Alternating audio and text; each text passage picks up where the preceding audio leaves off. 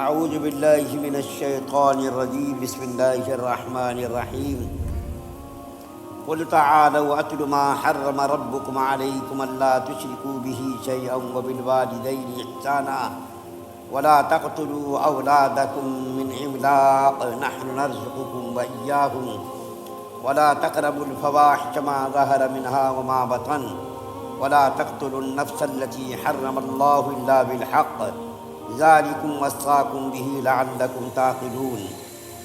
سورہ انعام کی 152 نمبر کی آیت کئی دنوں سے پڑھی جا رہی ہے۔ اس آیت کریمہ میں اور اس کے بعد 153 154 یعنی 3 آیات میں اللہ تعالیٰ نے 10 چیزوں کو حرام کیا ہے۔ یہ آیت کریمہ جو پڑھی گئی ہے، اس میں ان 10 چیزوں میں سے تیسری چیز آج بیان کی جا رہی ہے، اور وہ یہ کہ اپنی اولاد کو قتل مت کرو رزق کے خوف کے ڈر سے۔ اپنی اولاد کو قتل مت کرو رزق کے خوف کے ڈر سے۔ اصل میں جاہلیت کے زمانے میں، جیسا کہ پہلے بھی یہ عرض کیا جا چکا ہے، کہ کفار اور مشرکین یہ اپنی اولاد کو رزق کے خوف کے ڈر سے قتل کر دیتے تھے کہ اگر یہ زندہ رہا اور آگے چلا بڑھا پلا تو پھر ہمارے لیے رزق کی بہت ساری پریشانیاں آئیں گی۔ خاص طور پر لڑکیوں کو تو وہ لوگ زندہ درگور کر دیتے تھے، لڑکیوں کو تو قتل وہ برداشت نہیں کرتے تھے۔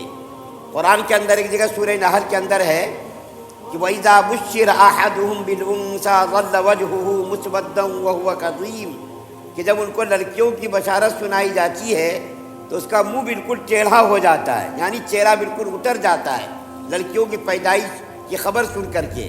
تو وہ لوگ بچوں کو بھی قتل کرتے تھے، خاص طور پر بچیوں کو زندہ درگور کر دیتے تھے۔ تو اللہ تعالیٰ کیا فرما رہے ہیں کہ بھائی تم اس کو قتل کیوں کرتے ہو؟ اس کو بھی رزق ہم دینے والے، تم کو بھی رزق ہم دینے والے، تمہاری بھی پرورش ہم کرنے والے، ان کی بھی پرورش ہم کرنے والے، تم اس کو کیوں قتل کر رہے ہو؟ جب ہم نے جب رزق کی ذمہ داری لی ہے، رزق کا جب ان سے ہم نے وعدہ کیا ہے، تم سے بھی وعدہ کر رہا ہوں، تو تم بچوں کو قتل کیوں کر رہے ہو؟ رزق کی ذمہ داری تو میری ہے۔ وہ خدا جو ماں کے پیٹ میں بچے کے رزق کا انتظام کرتا ہے، وہ خدا جو ماں کے پیٹ میں کوئی ذریعہ نہیں رہتا، چاروں طرف سے جو بند رہتا، وہاں تو کسی طرح کی کوئی چیز پہنچانے کی کوئی گنجائش ہی نہیں رہتی۔ تو اس جگہ پر اللہ تعالیٰ نجس خون کو اس کے پائپ کے ذریعے سے اس کے منہ میں لگا کر کے اس کے رزق کا انتظام کرتا ہے۔ جب خدا ماں کے پیٹ میں رزق کا انتظام کر سکتا ہے، اس کی پرورش کر سکتا ہے، اس کے ہاتھ کو، پیر کو، آنکھوں کو، کانوں کو بنا سکتا ہے، تو بتائیے دنیا میں ہم آنے کے بعد رزق سے ہم کیسے محروم رہیں گے؟ اللہ تعالیٰ سمندر کے اندر مچھلیوں کے رزق کا انتظام کرتا ہے۔ مجھ کو ایک بات یاد آئی کہ سمندر کے اندر ایک مچھلی ہوتی ہے، وہ مچھلی مولانا ذوالفقار صاحب کہتے ہیں اس مچھلی کی نشو و نما جو ہوتی ہے، روزانہ 50 کلو اس کا وزن بڑھتا ہے، روزانہ اس کا 50 کلو وزن بڑھتا ہے، اور روزانہ اس کے رزق کے بارے میں کہا کہ کئی من روزانہ اس کو اللہ تعالیٰ رزق دیتے ہیں، کئی من۔ تو دیکھیے اب رزق کے لیے یہ کہا کہ اس کو کئی من، کئی ٹن اس کو اللہ تعالیٰ کھانا دیتے ہیں۔ تو کیسا دیتے کھانا؟ ہم اور آپ تو دیتے نہیں، حکومت تو دیتی نہیں۔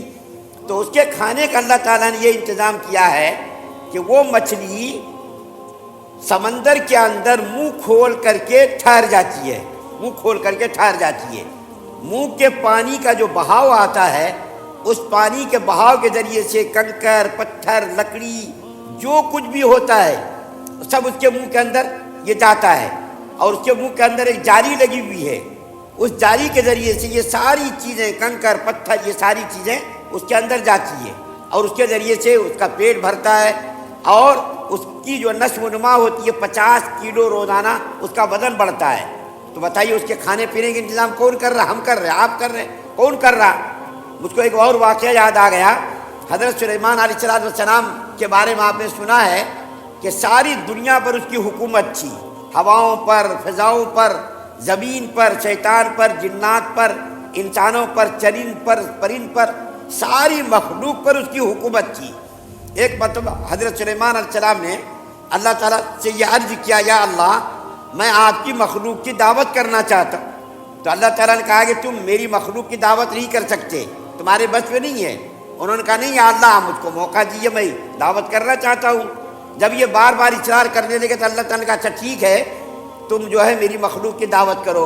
چنانچہ سلیمان علیہ السلام نے بڑی بڑی دیگوں کا انتظام کیا، جنات کو اس کام پر معمور کیا، متعین کیا کہ کھانے بنا بنا کر کے تیار کرو، اور ہواؤں کو حکم دیا کہ کھانے پر تم چلو. جیسا کہ آج کل فریج وغیرہ میں کھانا خراب نہیں ہوتا، اسی طریقے سے حضرت سلیمان علیہ السلام نے ہواؤں کو حکم دیا کہ میدانوں پر جو کھانا لگا ہوا ہے رکھا ہوا ہے اس کھانے پر تم چلو ہوا، تاکہ وہ کھانا خراب نہ ہو، مکھی نہ لگے، مچھر نہ لگے، کسی چیز سے کھانا خراب نہ ہو. کئی دنوں تک کھانا تیار ہوتا رہا. کئی دنوں کے بعد جب وہ تاریخ متعین آئی، یعنی جس دن حضرت سلیمان علیہ السلام نے دعوت کی تھی اس تاریخ میں سمندر سے ایک مچھلی آئی، اور مچھلی نے آ کر کے کہا کہ صاحب آپ نے ہم لوگوں کی دعوت کی ہے، مخلوق کی دعوت کی ہے، میں بھی مخلوق ہوں، میری بھی دعوت ہے، آپ مجھ کو کھانا کھلا دیجئے. تو سلیمان علیہ السلام نے فرمایا کہ بھئی کھانے کا ٹائم ہونے دو ذرا، ساری مخلوق کو میں بلاؤں گا، ساری مخلوق کی میں نے دعوت کی ہے، سب کو کھانا کھلاؤں گا، تم بھی کھا لینا. تو مچھلی نے کہا نہیں مجھ کو بھوک لگی، آپ کھانے کی مجھ کو اجازت دیجئے. تو سلیمان علیہ السلام نے سوچا کہ کتنا کھانا کھائے گی یہ مچھلی، تھوڑا کھانا کھا کر کے چلی جائے گی. کتاب میں لکھا ہے کہ پورا کھانا اکیلی مچھلی کھا گئی.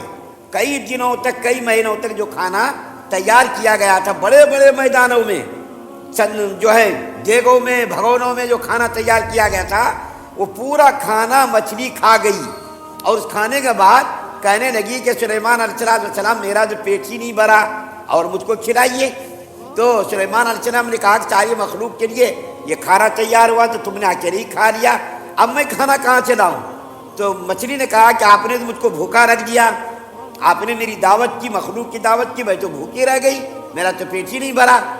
اتنی مقدار میں کئی گنا زیادہ اللہ مجھ کو روزانہ کھانا کھلاتا ہے، آپ نے تو اتنا کھانا کھلایا جس سے میرا پیٹ ہی نہیں بھرا.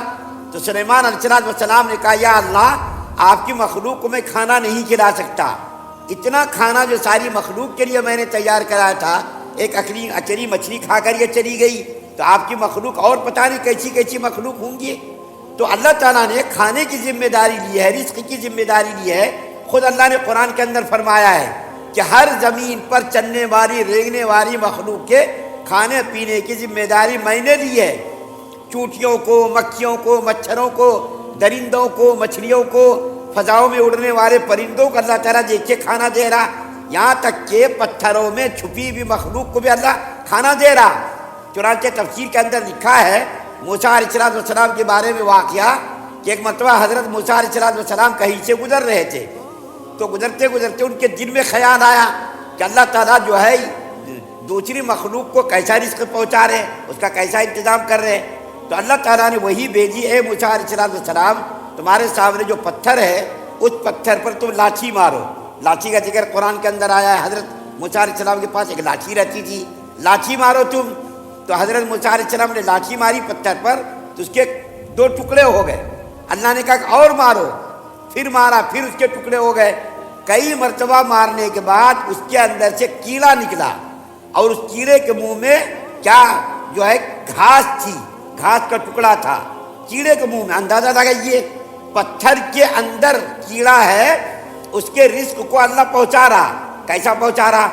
آج دیکھیے بڑے ہی افسوس کے ساتھ یہ کہنا پڑ رہا، آج کی حکومتیں چاہے ہندوستان کی ہو، چاہے پاکستان کی ہو، چاہے دوسرے اسلامی ممالک کی حکومتیں ہوں، انہوں نے فیملی پلاننگ کا قانون بنا رکھا ہے. 2 سے زیادہ بچے نہ ہوں، 2 سے زیادہ بچے ہوں گے تو ان کو ملکی جو فائدہ اٹھانے کے جو قوانین ہیں ان فائدہ اٹھانے سے اس کو روک دیا جائے گا. آج سے 40 سال 50 سال پہلے آپ بتائیے، آپ بھی اس مرحلے سے گزر چکے، میں بھی گزر چکا ہوں. میں ایسے علاقے سے تعلق رکھتا ہوں جو گھر مکان گنگا کے کنارے مکانات تھے. یہ بات یاد آ گئی، مجھ کو بتا رہا ہوں کہ گنگا کنارے مکان تھا، اور ہر سال سیلاب آ کر کے، جیسا کہ بہار میں سیلاب آتا ہے، ابھی پاکستان میں سیلاب آیا، ہر سال سیلاب آتا تھا اور کچے پکے مکانوں کو توڑ کر کے چلا جاتا تھا. کویلی کا مکان، گھاس پھوس کا مکان ہم لوگ بناتے تھے ہر سال، اور سیلاب آتا تھا اور وہ پانی کے ذریعے بہہ کر کے چلا جاتا تھا۔ مکئی کی کھیتی زبردست، بھٹے اتنے بڑے بڑے بھٹے، سیلاب آتا تھا پانی میں وہ مکئی خراب ہو جاتا تھا، اس کو استعمال کر نہیں سکتے تھے۔ گیہوں بوتے تھے اور توڑ بوتے تھے، بارش ہی نہیں ہوتی تھی، یہ ساری فصلیں خراب ہو جاتی تھی، ساری فصلیں خشک ہو جاتی تھی۔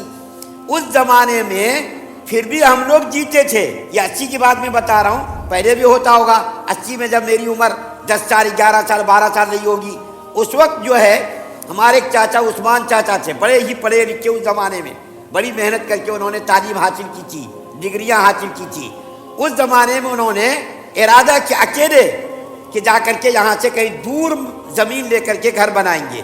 وہاں گئے تو بہت سارے لوگوں نے مخالفت کی، پورے محلے کے لوگوں نے مخالفت کی کہ وہاں جائیں گے کیا کھائیں گے، کھانے کا کیا انتظام ہوگا، وہاں تو ہم لوگ جائیں گے شہری علاقہ ہوگا، وہاں ہم لوگ کیا کھائیں گے۔ ہماری بڑی امی اور دوسرے لوگوں نے مخالفت کی۔ اس کے باوجود میرے چاچا باز نہیں آئے، انہوں نے جا کر کے ایک جھوپڑی ڈالی۔ پھر جب سیلاب ایک مرتبہ جب آیا 80 82 میں، پورے مکانات کو، پورے علاقے کو غرق کر دیا، کہیں ہم لوگوں کو ٹھہرنے کی کوئی جگہ نہیں تھی۔ ایک بڑی کشتی میں بیٹھ کر کے تھوڑا جینے کے لیے سامان، بھگونا اور جو ضرورت کا سامان تھا وہ لے کر کے ہم لوگ اس جگہ گئے۔ وہاں گئے تو ہم لوگوں نے جو ہے جینا شروع کیا۔ دیکھیے میں بتانا چاہ رہا ہوں اس وقت کی زندگی اور آج کی زندگی میں کتنا فرق آیا۔ پورے علاقے کے لوگ اسی جگہ قرب و جوار میں جگہ لے کر کے بس گئے، پورے علاقے کے لوگ، یادو وغیرہ سب آج سب لوگ بسے ہوئے ہیں۔ تو میں بتانا یہ چاہ رہا ہوں، دیکھیے اس وقت تو ہم کھانے کے لیے ترستے تھے، دانے دانے کے لیے ترستے تھے۔ آج کیفیت یہ ہے، حالت یہ ہے کہ ہمارے گاؤں میں کتنے لوگ جس کو سرکاری نوکریاں لگ گئی۔ ہمارے گھر میں خود میرے 3 چاچا جاد بھائی جس کو سرکاری نوکری لگا ہمارے خاندان میں، اور ہمارے گاؤں میں کتنے نوجوان ہیں جس کو آرمی میں، فوج میں نوکری لگ گئی، ٹیچر بن گئے کتنے سارے لوگ۔ تو اندازہ لگائیے اس زمانے میں اتنے بچے، 10 بچے، 8 بچے، کھانے کے انتظام کم تھے پھر بھی جی رہے تھے۔ آج جو ہے اتنے سارے انتظامات ہیں، کئی مرتبہ فصل تیار ہو رہی، ہر موقع پر سبزی ترکاری تیار ہو رہی، ایک دھان نکالتے دوسرا دھان تیار ہو رہا، گیہوں تیار ہو رہا۔ پھر حکومت ڈر رہی ہے کہ فیملی پلاننگ کرو، 2 بچوں سے زیادہ پیدا اگر کرو گے تو حکومت کی طرف سے تمہارے پر پابندی لگے گی، چائنا وغیرہ میں ہو رہا۔ لیکن اس سے نقصان یہ ہو رہا فیملی پلاننگ کے ذریعے کہ لڑکیوں کو تو قتل کر دیا جا رہا، بچوں کو زندہ رکھا جا رہا۔ بہت سارے علاقوں میں آج یہ کیفیت اور یہ نوبت آ گئی، بچیوں کے کم ہونے کی وجہ سے لڑکوں کو شادی کے لیے لڑکیاں نہیں مل رہی ہیں۔ جب ظاہر بات ہے لڑکیاں نہیں ملیں گی تو یہ نسلیں کیسا چلیں گی؟ حکومت کو آخر میں یہ فیصلہ لینا پڑے گا کہ یہ قانون فیملی پلاننگ کا اٹھا دیا جائے۔ عرب ملکوں میں، کئی ملکوں میں یہ اور جو ہے امریکہ وغیرہ میں اور بہت سارے ملکوں میں یہ قانون ختم کر دیا گیا، کیونکہ اولاد کا جب دنیا میں آنا بند ہو گیا تو ملک کیسا چلے گا، کس کے اوپر حکومت کریں گے، اور جو ہے ملک کی انتظام، حفاظت کا انتظام کیسا ہوگا۔ تو اللہ تعالیٰ اس آیت کریمہ کے اندر لوگوں کو رزق دینے کا وعدہ فرما رہے ہیں۔ جب اللہ وعدہ کر رہے تو انسانوں کو گھبرانے کی کیا ضرورت، پریشان ہونے کی کیا ضرورت کہ ہم رزق جب دیں گے تو اللہ جب وعدہ کر رہے پھر انسانوں کو گھبرانے کی ضرورت نہیں۔ بہت سارے مسلمان بھی اس عقیدے میں، غلط عقیدے میں ملوث ہیں کہ زیادہ بچے ہوں گے تو کہاں سے کھلائیں گے، کیا کھلائیں گے، کیا انتظام ہوگا۔ اس لیے ہمارا آپ کا عقیدہ یہ ہونا چاہیے کہ جب اللہ تعالیٰ نے دنیا کے اندر بھیجا ہے، دیکھیے پرندے صبح صبح اٹھتے، پتہ نہیں ہزاروں کلومیٹر دور کی لمبی مسافت طے کر کے جاتے، صبح اٹھتے بھوکا پیٹ اٹھتے وہ پرندے، چڑیا، لیکن جب وہ شام کو جب واپس آتے سب کے پیٹ بھرے ہوئے رہتے۔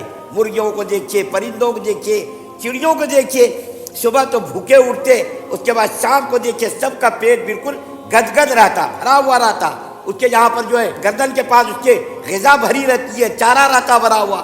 تو ہم انسان جس کو اللہ نے اشرف المخلوقات بنایا، جب اشرف المخلوقات بنایا کیا اللہ تعالیٰ کو آپ کو بھوکا رکھیں گے؟ ہرگز بھوکا نہیں رکھیں گے، بلکہ اللہ تعالیٰ نے وعدہ کیا ہے تو ضرور رزق دیں گے، بھوکا نہیں رکھیں گے۔ اس لیے ہمارا آپ کا عقیدہ درست ہونا چاہیے، صحیح ہونا چاہیے۔ اللہ تعالیٰ سے دعا ہے کہ اللہ تعالیٰ ہم تمام مسلمانوں کو سننے زیادہ عمل کی توفیق عطا فرمائے۔